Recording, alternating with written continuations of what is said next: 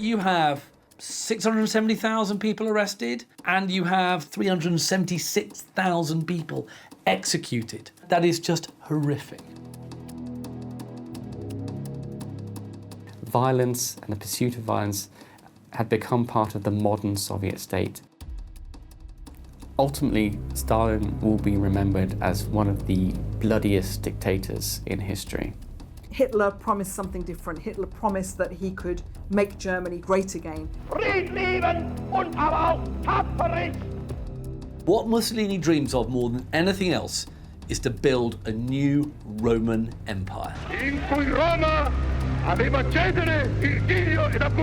You're dealing with a man that's almost a living deity, and he cannot be questioned.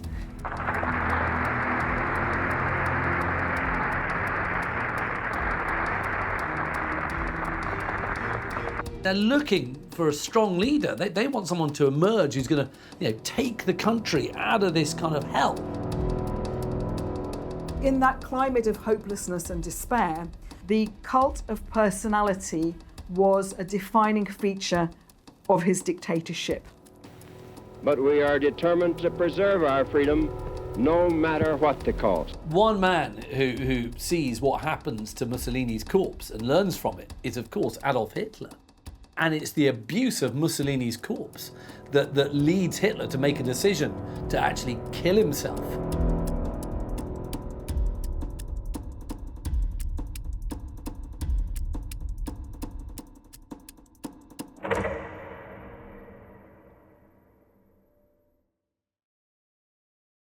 In 1923, Hitler asked for the help of a general from the First World War, a man called Erich Ludendorff. And he says to Ludendorff, I want to have a coup. And I want to take control violently. And this becomes known as the Beer Hall Putsch.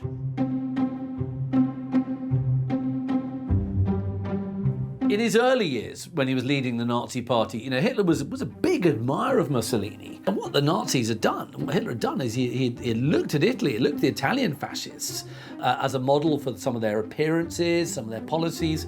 And what he has seen is Benito Mussolini's march on Rome in 1922, which had been so successful. And Hitler thinks, well, look, I can do this in Bavaria. And by doing this kind of march, I can actually challenge the government in Berlin. I can take power in the same way as Mussolini did. Whilst Hitler had had some support that had made him believe that this might be possible, the truth is he'd really overestimated that. The Weimar Republic, despite the problems that beset it, was not really on the verge of collapse at this stage.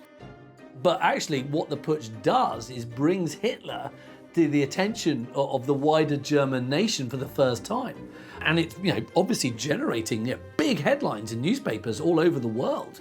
And then, of course, he's arrested, and you've got this 24-day trial, which is hugely publicised. And what a trial does, you get this process called blowback. It's giving Hitler a platform to express his kind of vile ideology to the nation. And so this claim for power was a failure, a fiasco. Hitler ended up being arrested, along with many of his followers, and he was imprisoned.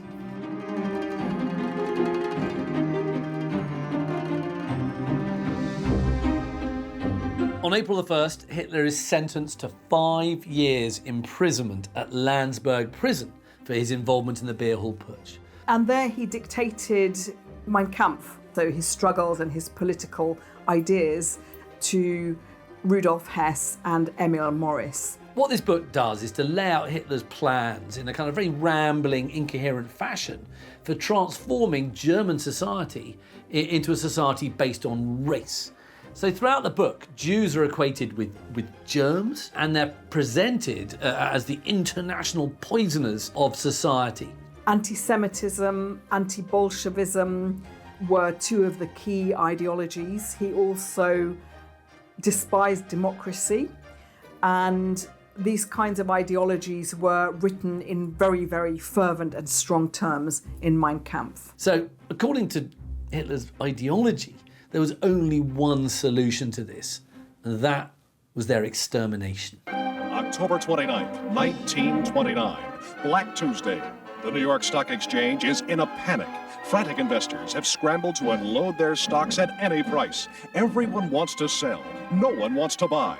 Suddenly, even the most gilt-edged securities are practically valueless. The stock market crash has come, and the Great Depression has begun. The Great Depression was this severe worldwide economic depression that took place between 1929 and basically lasted a whole decade till about 1939. What it saw was a major fall in stock prices in the United States, and you see basically an economic cataclysm worldwide.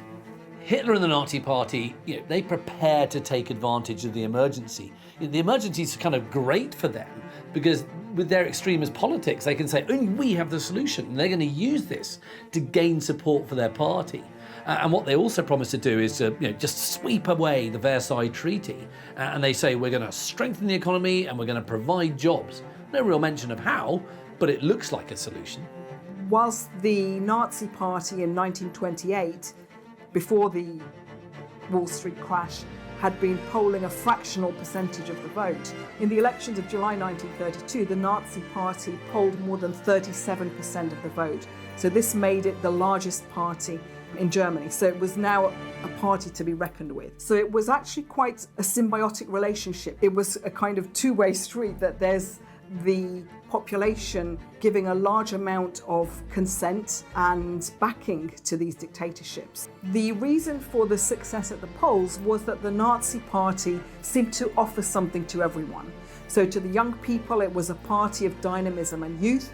He could attract the old, he could attract men and women, even across the social classes. So he attracted support from among the aristocracy. The middle class, of course, was the biggest part of his vote, but also a quarter of German workers were voting for the Nazi Party too by this point.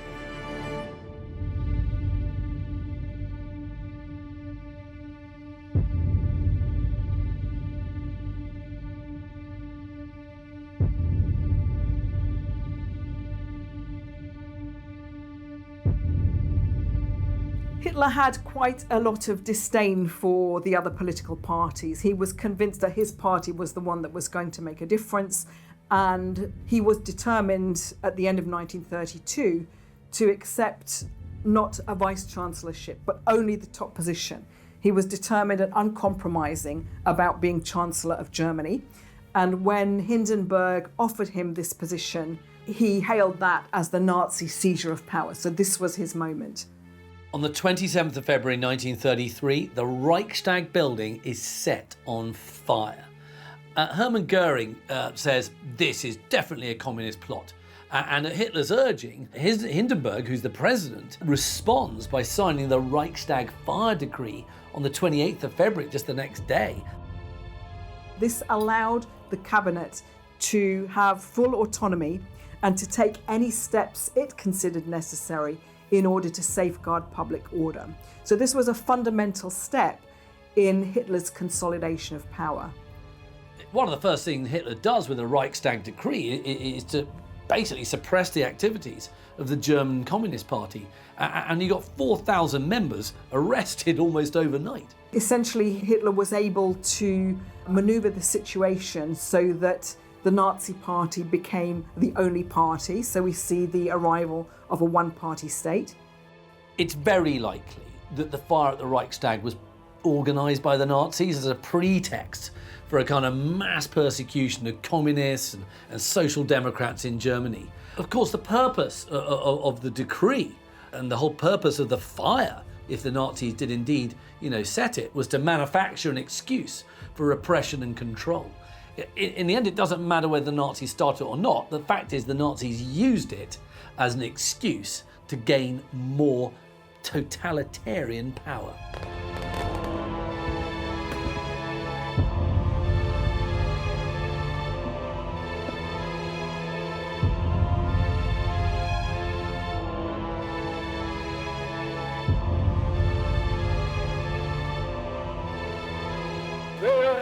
Adolf Hitler.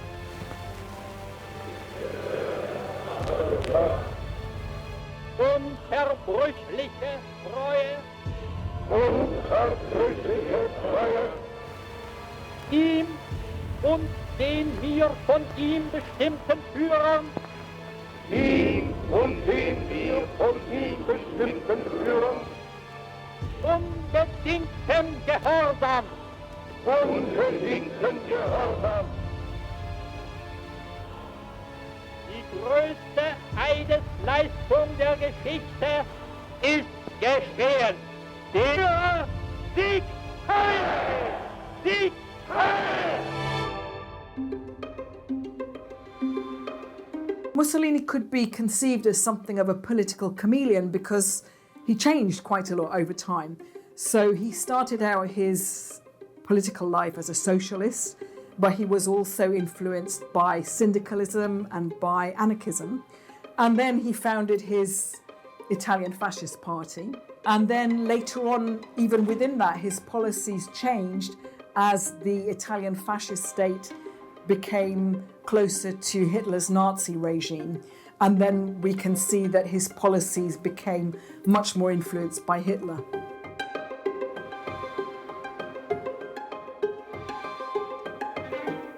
Now, in the late 1920s, Mussolini is providing some financial support to the Nazi party as it continues its rise.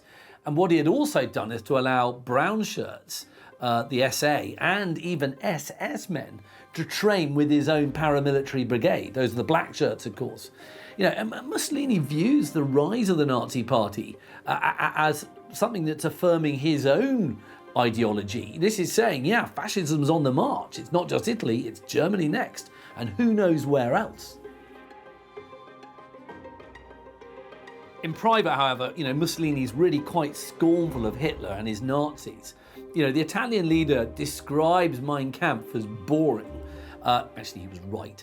And he thought that Hitler's ideas and theories were kind of coarse and simplistic. And indeed, Mussolini is dead right here. In his early years, when he was leading the Nazi party, Hitler was a big admirer of Mussolini. But let's not forget, Mussolini's prone to his own personal kind of egomania, and he's got a low opinion of Hitler's kind of rise to power, which he thinks is far less glorious than his own.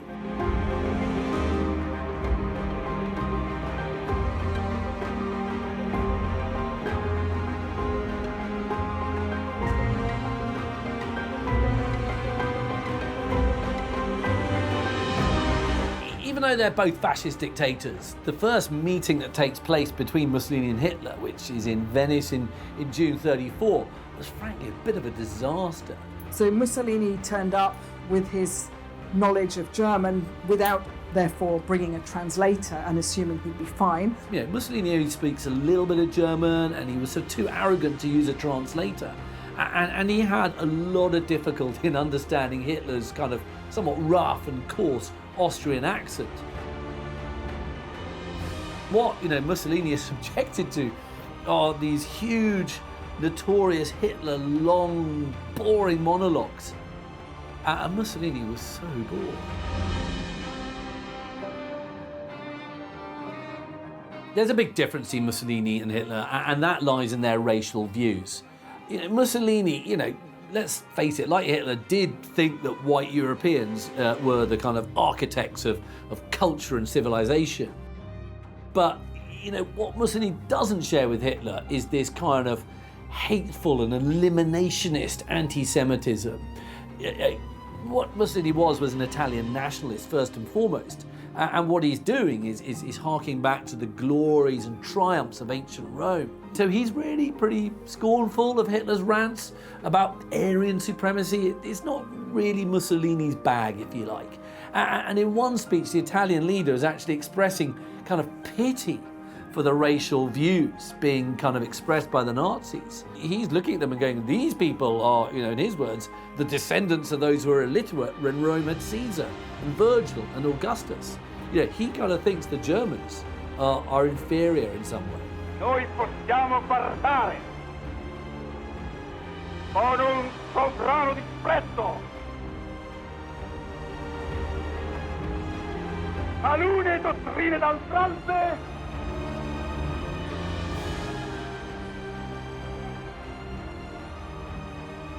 di gente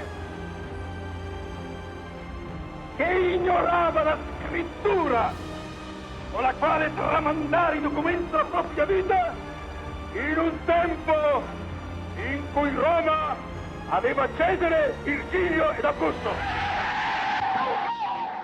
And so both men kind of walk out of Venice, this summit, and thinking, yeah, I don't think much of that guy.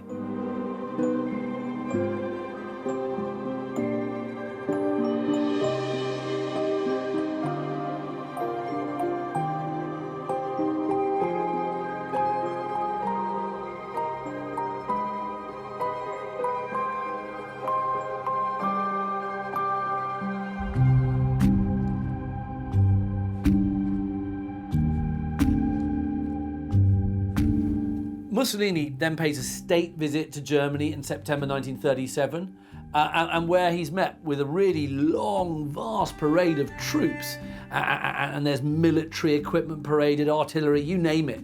And these shows of strength were really obvious. They were there to kind of impress Mussolini, and you know what? It worked. They came to see the commonalities of their ideologies and indeed of their policies, and what could be gained by becoming closer together. And in 1936, they formed the Rome-Berlin axis, so coming closer together.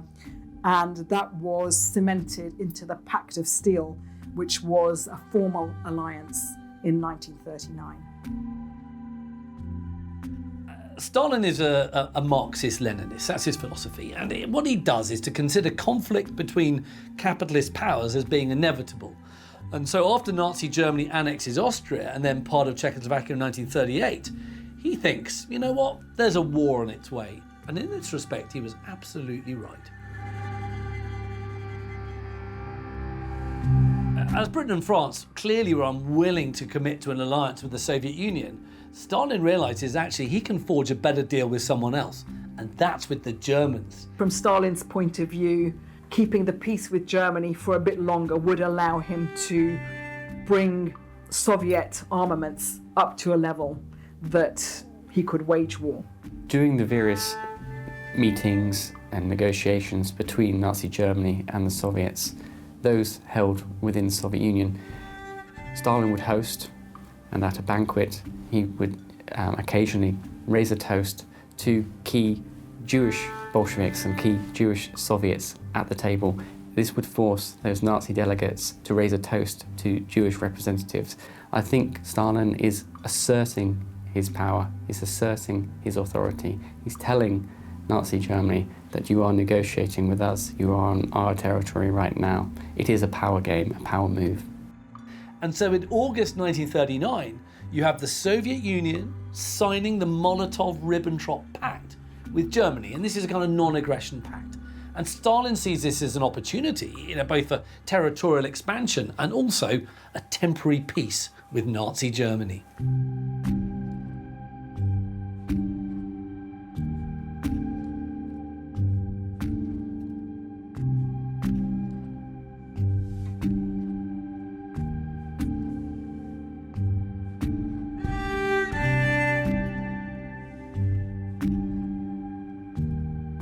By the late 1930s, we can see something of a shift in the relationship between Mussolini and Hitler, and we see Mussolini being much more heavily influenced by Hitler in a number of ways. So this could be seen by the introduction of a series of reforms to the way behaviour took place. So, for example, that the Italian forces were obliged suddenly to goose step, that civil servants were obliged to wear military uniform for the first time. So those kinds of things showing the closeness of the Italian regime to Hitler's, and just a kind of change in manners, a change in the way of behaviour in the Italian state, heavily influenced by Hitler. And this came to the fore in 1938 with the racial laws adopted by Mussolini's Italy.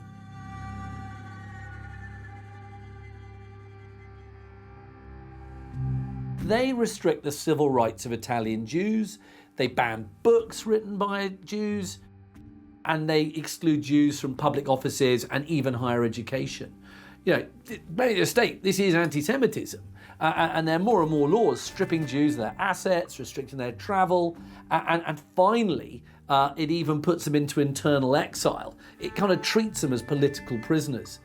But what Mussolini is not doing is systematically murdering Italy's Jews in the way that Hitler does with his Jews, if you like. So in 16 years before of fascist power, there had not been any racial laws. And suddenly at this point, because he was showing his closeness and proximity to Hitler, and because he was heavily influenced by Hitler, Mussolini introduced a series of racial laws that were not too dissimilar to the Nuremberg laws in Nazi Germany. Coloro i quali fanno credere che noi abbiamo obbedito a imitazioni o peggio a suggestioni sono dei poveri deficienti. Il problema ebraico non è dunque che un aspetto di questo fenomeno. La nostra posizione è stata determinata da questi incontestabili dati di fatto.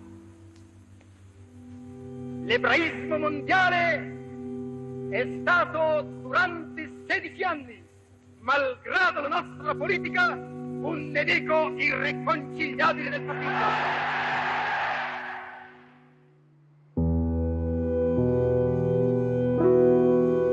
What the purge also does is to have this really quite significant effect on German decision-making during the Second World War. And you've got many German generals opposing an invasion of Russia. But Hitler disagrees because he argues that the Red Army was far less effective after Stalin had purged its intellectual leadership.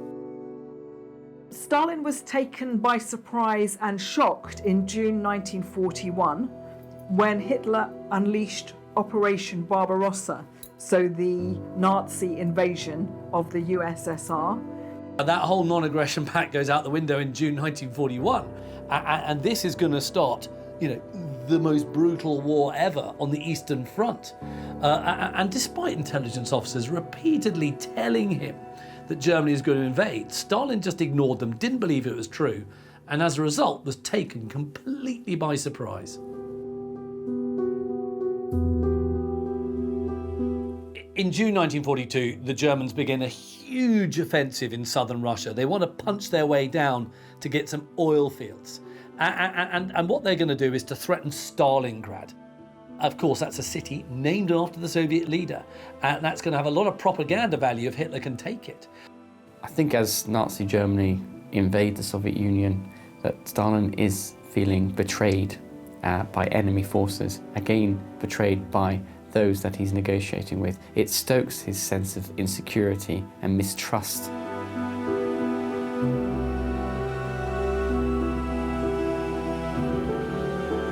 But what Stalin does is to order the Red Army to hold Stalingrad at all costs. And this becomes one of the most brutal urban combats in human history. I mean, really close quarters fighting, almost hand to hand. You've got direct assaults on civilians and air raids. It is just the most brutal form of urban warfare.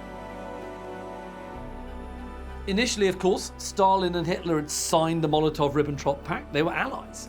However, when Germany invades the Soviet Union, Stalin finds some new allies. And those, of course, are the UK and the US. Good evening, everybody. Tonight, it seems clearly apparent that the first great phase of the war in the West has been won by Germany. The army of French and British has made a valiant battle in its effort to retreat to Dunkirk, where there is some slight chance that some part of it can be evacuated. Adolf Hitler's mechanized forces are racing toward Paris as French resistance collapses. This was a war that Hitler wanted. He was an out-and-out aggressor. And of course, the first months of the war were very successful for Germany, with the Blitzkrieg lightning strike on Poland, and then very quick successes in the West.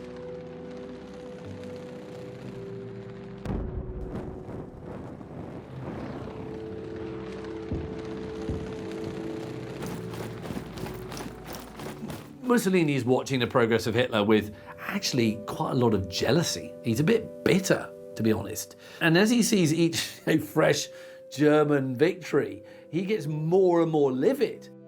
And he's starting to express the hope that maybe the Germans will be slowed down, or they'll have a defeat or some form of reverse, and that will make him feel a little bit better. You know, we don't like it when our friends are too successful, and this is what's going on here. But Germany, of course, just advances westward, you know, and not only takes all the Low Countries, but even, you know, takes France. And when France is on the verge of collapse, Mussolini felt he can't delay any longer. So then on June the 10th, 1940, there's this fateful declaration of war. La dichiarazione di guerra è già stata consegnata agli ambasciatori.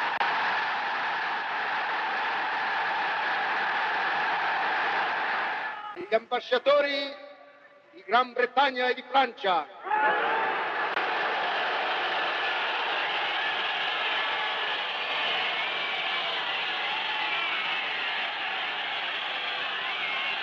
Popolo italiano, corri alle armi e dimostra la tua tenacia, il tuo coraggio, il tuo valore. Noi fascisti niezisti, zagonim puljuvom, a tronju человечества, холодным крепкий гром. Пусть ярость благородная вступает на слова, идет война народная, священная война. Пусть ярость благородная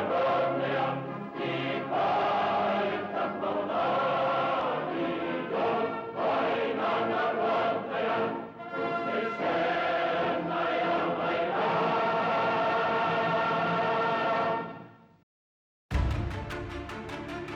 During the Second World War, the Stalingrad is actually the deadliest battle to take place. And, you know, about 2 million people are lost. So it is one of the bloodiest battles ever in the history of mankind. Of the once 300,000 strong German Sixth Army, between 30,000 and 45,000 had been flown out wounded.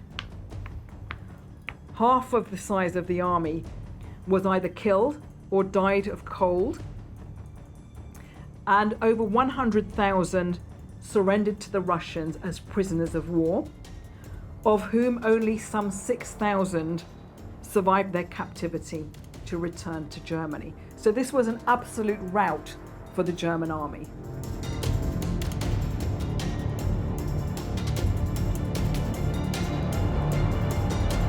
Stalingrad, in many ways, is a turning point in the war. The Soviet refusal to give up and to fight to the last man and to continue this brutal effort gives the Soviets ultimately the sense that they can withstand this Nazi invasion. It might mean that everything is razed to the ground, but they will not give in, they will not give up. And this sense of will to martyrdom that is inbred from that moment on within the Soviet psyche.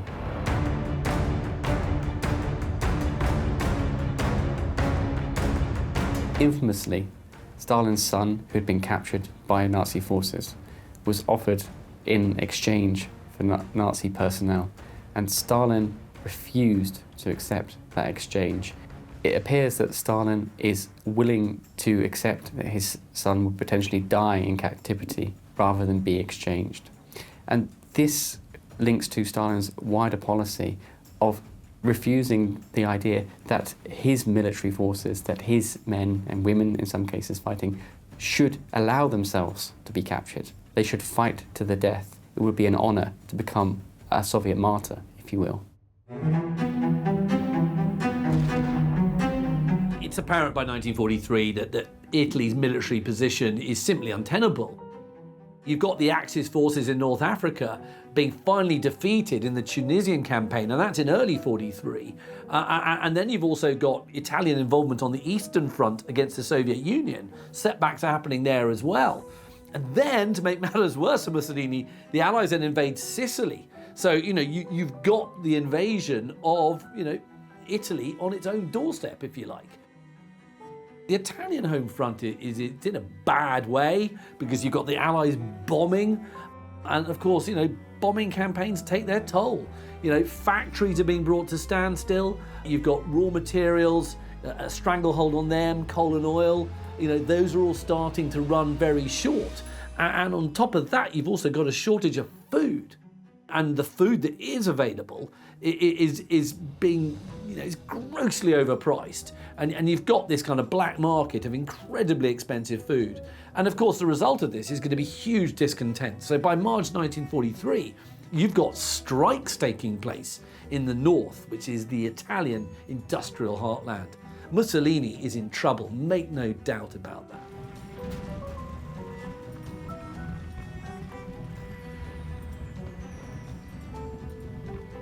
After the Italian surrender in North Africa in 43, the Germans begin to take precautions. They look at Italy and think it's going to collapse.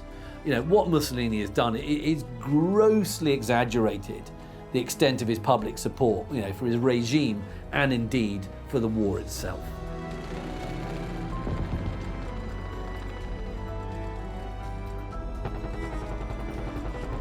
As the war years progressed, Mussolini's popularity with the Italian people declined. And the reason for this was that Italy was more and more dependent on Nazi Germany. You've got this German presence in Italy, and that starts to turn public opinion against Mussolini even more.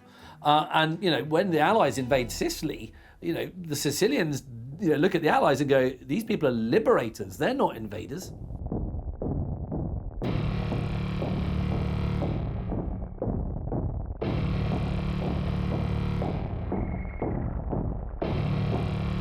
Between the 24th and 25th of July, 1943, Mussolini was removed from government through a vote of no confidence. This is the downfall of Il Duce.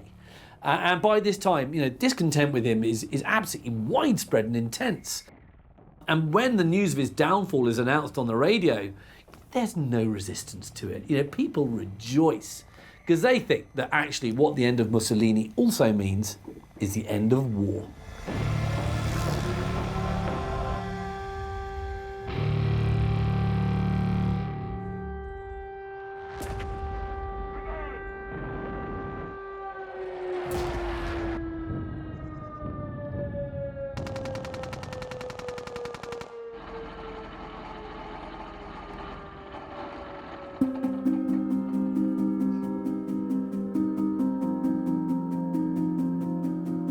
Had Hitler stopped after he'd successfully conquered France and the Low Countries and not decided in June 1941 that he was going to invade this really quite big country called Russia, he may have stayed in power. Tide turned for Germany at the Battle of Stalingrad, and I think that the feeling that the German population had for him as this infallible leader really changed from that point onwards. This is a war that Hitler has fought for too long, and he's fighting it to the death. And he's fighting it to the death of the people who he supposedly loves. And he no longer loves them by the end of the war. And he says that basically the German people don't deserve him, the German people don't deserve Germany, and everybody should fight to the death because basically, they don't deserve to be alive because they failed him. Classic narcissistic thinking. The world is for him, and he's not there for the world. So whilst by this point, after Stalingrad, the cult of the leader was diminished somewhat, he'd created this myth of the Soviet hordes and this great Soviet enemy to such an extent that out of fear and out of desperation, both the army and the home front really worked until the bitter end before capitulation. By by the last days of 1945, Mussolini could see that the end was near. On the 28th of April 1945, Mussolini is shot dead by partisans in the north of Italy. It's a really ignominious end. Mussolini was in no doubt that the end was coming. I mean, he was trying to flee before the 28th of April 45. You know, he was on the run. He was desperate. He was running for his life.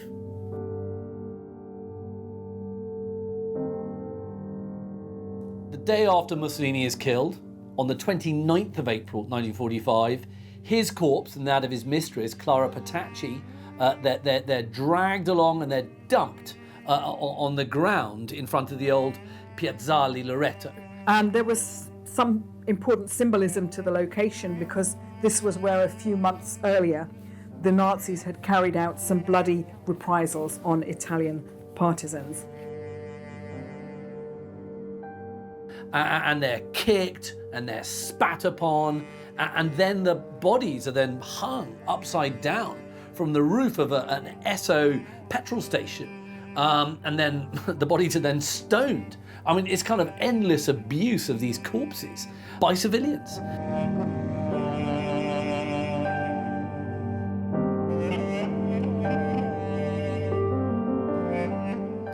The reason for this is simple. I mean, it's kind of done as a very public display of discouragement. It's saying to other fascists, black shirts, you know, you've got to end the fight, otherwise this is what's going to happen to you. And of course, it's also an act of revenge because so many partisans were hanged in that same place by the Axis authorities. One man who sees what happens to Mussolini's corpse and learns from it is, of course, Adolf Hitler. And it's the abuse of Mussolini's corpse that leads Hitler to make a decision to actually kill himself a few days later.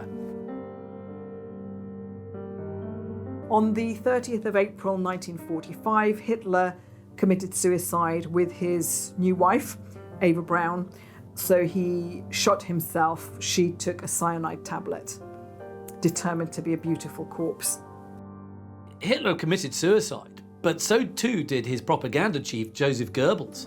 What was particularly horrific about Goebbels' suicide was that he and his wife actually killed all their children before they killed themselves, because they couldn't face the idea of a world without Adolf Hitler, and they didn't think their children should have that fate.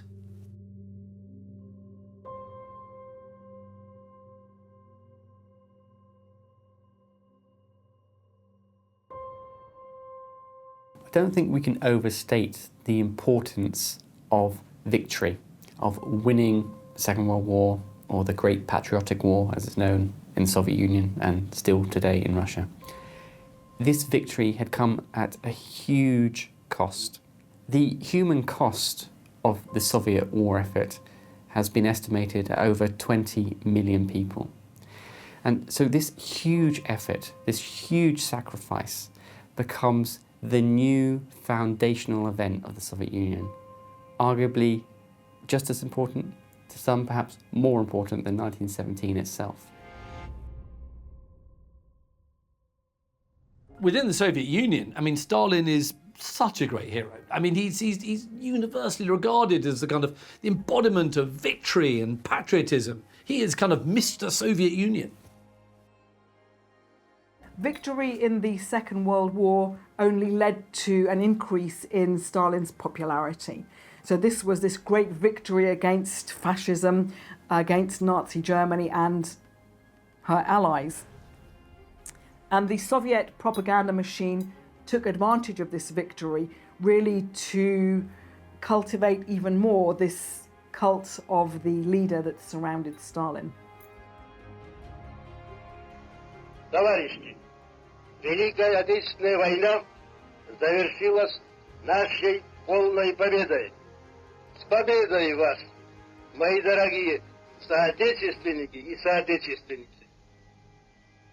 Слава нашей героической Красной Армии, отстоявшей независимость нашей Родины и завоевавшей победу над врагом! Слава нашему великому народу, народу-победителю!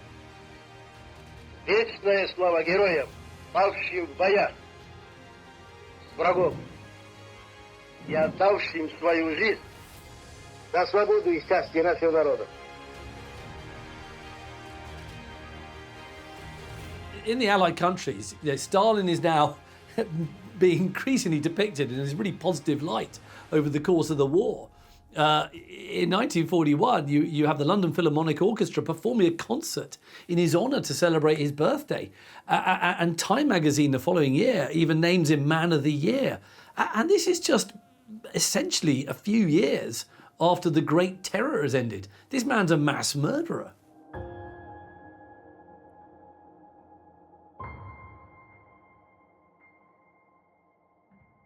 In the aftermath of the Second World War, what happens to the British Empire is it starts to decline, and that's going to leave the United States and the Soviet Union becoming the two dominant world powers. The Soviets, and to a large extent Imperial Russia before them, often seem to promote the idea or the need for a buffer zone. There was a fear of external threats coming their way. Stalin was very keen to make sure that the states of Eastern Europe would be friendly to him and to set up communist states in those lands. His policies to expand led to a reaction from the United States, and in particular from the Truman government, to contain the Soviet Union and to contain Stalin's policy of expansion. In detesting communist slavery, we know that the cost of freedom is high, but we are determined to preserve our freedom no matter what the cost. At the end of the Second World War, you have the Soviet Union occupying or controlling Bulgaria, Romania, Hungary, Poland, and Eastern Germany.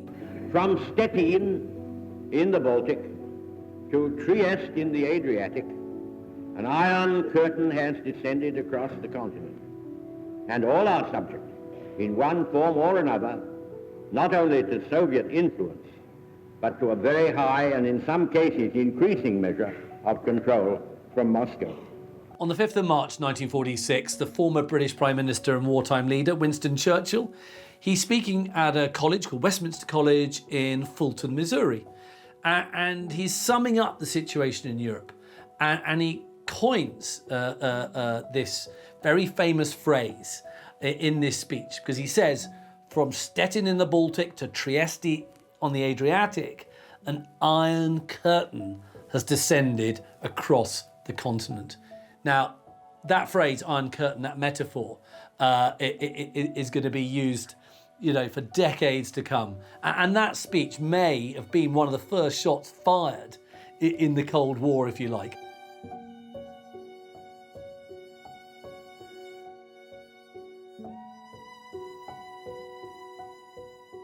In the immediate wake of the Second World War, it's become apparent to the West just how much strength the Soviet Union could draw on.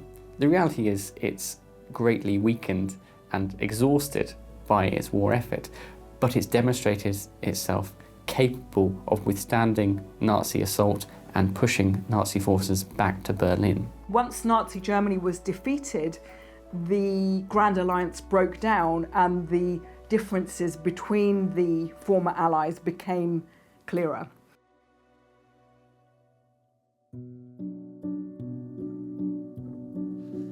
As soon as Stalin learns of the atomic bombs at Hiroshima and Nagasaki, he starts initiating a Soviet atom bomb project, and he pursues it aggressively, and it accelerates really rapidly. And by the end of August 1949, the Soviet Union actually secretly conducts its first successful atomic weapon test. Now clearly this is a monumental moment in the Cold War. This is the Soviet Union developing themselves, thinking of themselves as a superpower equal in the status of America, equal to the West. All right.